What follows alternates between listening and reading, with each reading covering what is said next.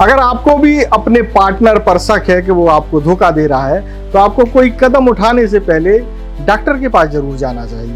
ये हम इसलिए कह रहे हैं क्योंकि इसके पीछे भी एक बीमारी है और इसी बीमारी के चलते बिलासपुर में 65 साल के कका ने 60 साल की काकी को मौत के घाट उतार दिया। आज सूचना मिला कि धारदार हथियार चापड़ से उनके गले पे वार करके हत्या कर दी गई है। मामूला लगी से लकड़ी चीरे जात ऐसे लगी से अब वहाँ आई सवाल अब आके तक का इतनी बार पता चलते कि मार उड़ है। ऐसा क्या कारण था जो कि आपके पिताजी इतना बड़ा कदम उठा लिए? वो एक दूसरे के ऊपर शक के बीमारी में हुई। यह हत्याकांड बहुत ही बेरहमी से किया गया और इसमें एक हैरान करने वाली बात यह भी है कि कका और काकी के 8 बच्चे हैं। आप लोग कितने भाई बहन होते हो? हम लोग 7 भाई 1 बहन है। इस तरह के हत्याकांड में वास्तव में क्या मानसिकता होती है उसके बारे में भी हम बताएंगे और साथ में ये भी बताएंगे कि बिलासपुर में ये कांड कहां और कैसे हुआ। स्पर्श मल्टी स्पेशलिटी हॉस्पिटल अब गैस्ट्रोएंटेरोलॉजी की सुविधा के साथ आपकी सेवा में, साथ ही दे रहा है एम्बुलेंस के लिए टोल फ्री नंबर की सुविधा 180030911616। स्पर्श मल्टी स्पेशलिटी हॉस्पिटल, एक एहसास अपनेपन का। नमस्कार, मैं हूं मयंक चतुर्वेदी और आप तीरंदाज देख रहे हैं। छत्तीसगढ़ में लगातार चरित्र शंका को लेकर के बड़े बड़े अपराध हो रहे हैं। पति पत्नी की हत्या कर दे रहा है, पत्नी पति की हत्या कर दे रही है और कभी प्रेमी प्रेमिका की और प्रेमिका प्रेमी को निपटा रहा है। ये लगातार चल रहा है और हर गाहे बगाहे ऐसी कहानियां सामने आती रहती हैं। ताज़ा जो मामला है वो बिलासपुर जिले का है। बिलासपुर में एक कॉलोनी है जो कि मंगला में पड़ती है। नाम है संगम विहार दीनदयाल कॉलोनी। यहाँ 65 साल के एक पंचूराम सोनवानी रहते हैं। उनकी पत्नी है सुमित्रा सोनवानी। इनके 8 बच्चे भी हैं, कुछ की शादी भी हो गई है। इनके घर में पिछले कई दिनों से एक निर्माण कार्य चल रहा है। कहीं बहुत ज़्यादा आर्थिक रूप से संपन्न नहीं है, खुद ही जो है ईंट गारा जोड़ करके मकान बनाया जा रहा है जिसमें परिवार के सभी सदस्य भी काम कर रहे हैं। कल करीब दोपहर में होता यह है कि पंचूराम से उनकी पत्नी सुमित्रा कहती हैं कि जब तक हम स्नान कर लेते हैं और खाना बनाने के लिए तब तक आप लकड़ियों को फाड़ दें। मतलब बीच से लकड़ियाँ, मोटी मोटी लकड़ियाँ होंगी तो उनको फाड़ करके छोटी लकड़ी करने के लिए कहा। इतना कह करके सुमित्रा बाथरूम में चली जाती है जो कि अस्थायी है और साड़ियों से कवर्ड है। अमूमन आर्थिक रूप से कमज़ोर लोगों के इसी तरह के जो है बाथरूम होते हैं, वहीं जो है महिलाएं अपना नहाने धोने का काम करती हैं। इतना कह करके सुमित्रा बाथरूम में चली जाती है और जो है पीछे से इसी बीच पंचू यानी कि उसका पति जो कि 65 साल का है, सुमित्रा 60 साल की हैं, पंचूराम पीछे से आता है और जो लकड़ी काटने का एक जो औजार है, जो हालांकि वो कुल्हाड़ी नहीं है और ना ही वो एक कुल मिलाकर के एक ऐसा है कि लोहे का टुकड़ा है जिसमें एक तरफ से धार है, उससे जो लकड़ियाँ काटी जाती हैं। तो पंचूराम जो कि 65 साल के हैं वो अचानक से आते हैं पीछे से और पत्नी के गले पर ताबड़तोड़ वार कर देते हैं और उसके सिर को धड़ से लगभग अलग कर दिया जाता है। पत्नी की मौके पर ही मौत हो जाती है और इसी बीच जो है पति यानी कि 65 साल का पंचूराम मौके से भागने की कोशिश करता है। एक तरीके से वो घर से निकल भी जाता है। इसी बीच जो है उसकी बहू जो कि बेटे की पत्नी है वो जो है चूँकि कवर्ड साड़ियों से है तो कुछ कुछ दिखता भी है, तो वो पड़ी हुई दिखाई देती है। तो बहू जो है दौड़ करके बाथरूम में जाती है, लेकिन वो नज़ारा देख करके जो है बहुत ही घबरा जाती है क्योंकि वहाँ स्थिति बहुत ही बीभत्स है।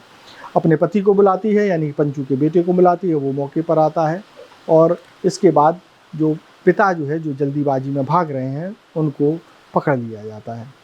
पकड़ के लाने के बाद जो है प्रक्रिया शुरू होती है, जो कानून की प्रक्रिया है। पुलिस को सूचना दी जाती है, पुलिस आती है और अपनी कार्रवाई करना शुरू कर देती है। अब सवाल ये है कि इस तरीके की घटना के पीछे वजह क्या? तो पुत्र जो बताता है वो हम आपको सुनवा देते हैं, फिर हम आपको इसका एक मनोवैज्ञानिक कारण भी बताने की कोशिश करेंगे। मोर नाम तिलक सोनवानी है और मोर पिताजी है ना, हमन वहाँ गए रहेंगे लूथरा गए रहे। मोर तबीयत खराब है पता है, तो ना वो वहाँ गए रहे, माँ अम्मा बाबू तीनों कोई गए रहे, तो वहाँ रुके रहे ना, तो वहाँ अड़ोसी पड़ोसी अब एक तीर में रहे, तब बातचीत गोठिया बतरा लेते रहे। एक तीर में हूँ मन आ रही सोई सब समस्या बरता, तब वो मेरे भरम भूत यानी करे धर लीजिएगा यानी कि यहाँ आज का हो तो घर में तहाँ ओखर बाद ना ओला भेज दी जाने 15 दिन पहली। अम्मा है 3 दिन बाद आए हैं ओखर बाद त है ना घर में हमन सब भाई मन सब भाई भाभी मन सब ये काम करते हैं, जोड़ाई करत रही दे में ले दे। ओखर बाद बाबू है ना मैं वो पार सो रहे रूम अंदर और वही मेरे बैठे रही खटिया मुँह। ओखर बाद ना अम्मा हाँ नहाए लाइस हवा, ईटा उटा डोहार के नहाए लाइस है। तो नहाए लाइस ना तो अम्मा बोली से बाबू ला के लकड़ी नहीं है चीर दे इसे कही के बोली। तो फिर वह आई से उठ के अम्मा नहात रही से मेरे उठ के आई चौथी बल्ले और मैं सोच रही मन सब काम करते हैं सब अपन अपन में व्यस्त है।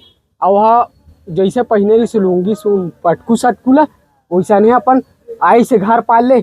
अब आए तो हम नहीं जानत हो ना मोला लगी से लकड़ी चीरे जात ऐसे लगी से।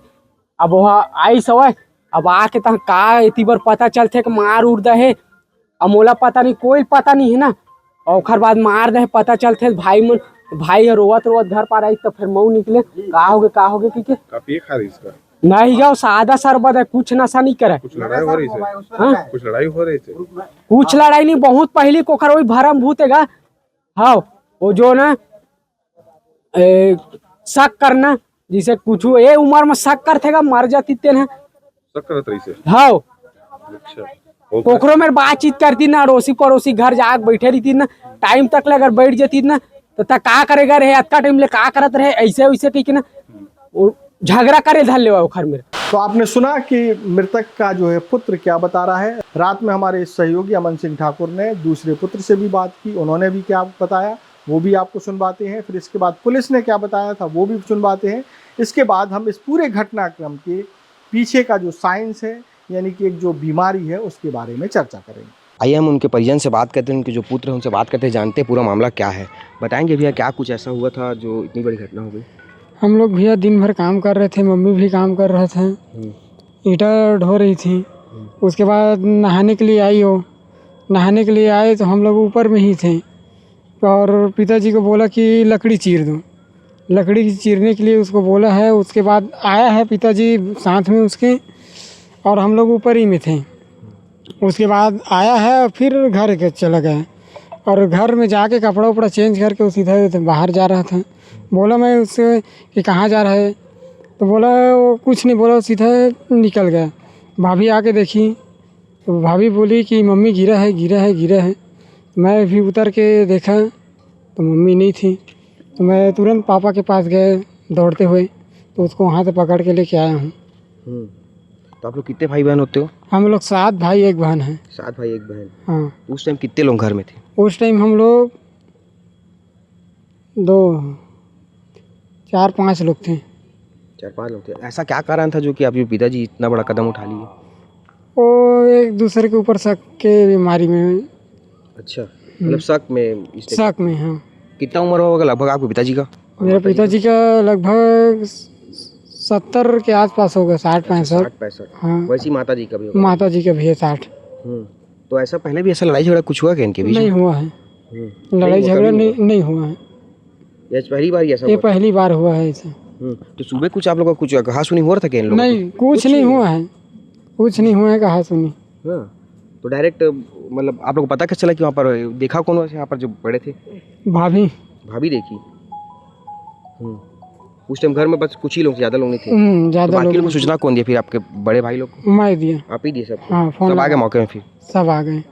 दीनदयाल कॉलोनी के संगम नगर के रहने वाले हैं पंजू सोनवानी। लगभग उनका उम्र जो है 64 साल की उम्र के आसपास बताया गया है। उनकी पत्नी वो भी लगभग 60 साल की हैं। आज सूचना मिला कि धारदार हथियार चापड़ से उनके गले पे वार करके हत्या कर दी गई है। मौके पे पुलिस मौजूद है। सूचना पे पंचनामा की कार्रवाई की जा रही है। स्पष्ट कारण अभी आया नहीं है लेकिन सुनी सुनाई बातें पता चल रही है कि वो जो है चरित्र को लेकर शंका करते थे, इस कारण से यह घटना घटित हुआ है। जी। और ये लुथरा शरीफ में भी जाकर कुछ इलाज की बात सामने आ रही है, क्या इलाज करवाने जाते थे। इस संबंध में अभी कोई तथ्य नहीं आया है। पूछताछ में जैसा जैसा आते जाएगा आपको अवगत करवाया जाएगा। तो आपने मृतक के दोनों पुत्रों को और पुलिस को सुन लिया, लेकिन अब सवाल उठता है कि इस तरीके की मानसिकता आखिर होती क्यों है। तो आपको बता दें कि शक की ये जो बीमारी है, जैसा कि बेटे बता रहे हैं कि पिता को ये हमेशा शंका रहती थी पत्नी के चरित्र पर, यानी उसकी माँ के चरित्र पर, कि वो कहीं और भी उसका ताल्लुकात है। आपको बता दें ये जो बीमारी होती है उसको बोलते हैं ओथेलो सिंड्रोम। इसे एक और नाम से जाना जाता है कि डिल्यूजन जेलेसी। ये दोनों बीमारियां एक ही बीमारी के नाम हैं और इस बीमारी में होता क्या है वो हम बताते हैं। इस बीमारी में आदमी को ये शंका हो रहती है हमेशा कि उसका पार्टनर उसे धोखा दे रहा है।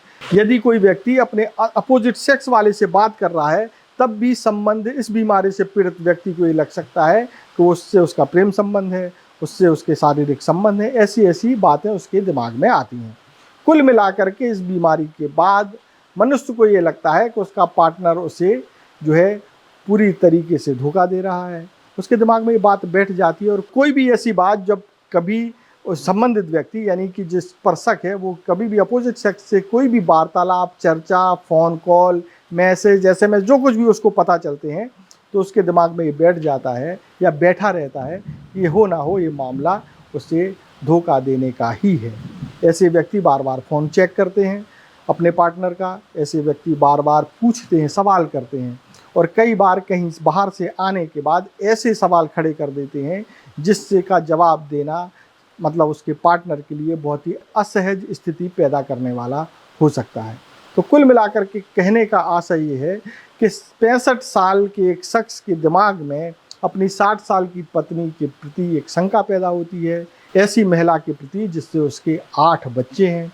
लेकिन ये जो है शंका यानी कि जो बीमारी है वो किसी भी उम्र में मनुष्य को घेर सकती है।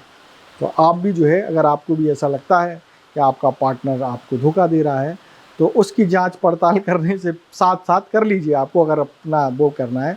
लेकिन आप डॉक्टर के पास ज़रूर जाइए और चेक कराइए कि कहीं आप भी तो इसी बीमारी का शिकार नहीं हैं। देश और दुनिया की ताज़ा तरीन खबरों से जुड़े रहने के लिए आप तीरंदाज को सब्सक्राइब करना बिल्कुल ना भूलें। बेल आइकन को ज़रूर प्रेस कर लीजिएगा और अगर आप हमारे इस वीडियो को हमारे फेसबुक पेज पर देख रहे हैं तो कृपया करके उसे भी फॉलो कर लीजिए। नमस्कार। खुश है तो कोई खुशी मना ले, छोटा बड़ा केक मंगा ले, संगम में मिलता है बढ़िया केक, संगम में मिलता है बढ़िया केक। तीरंदाज।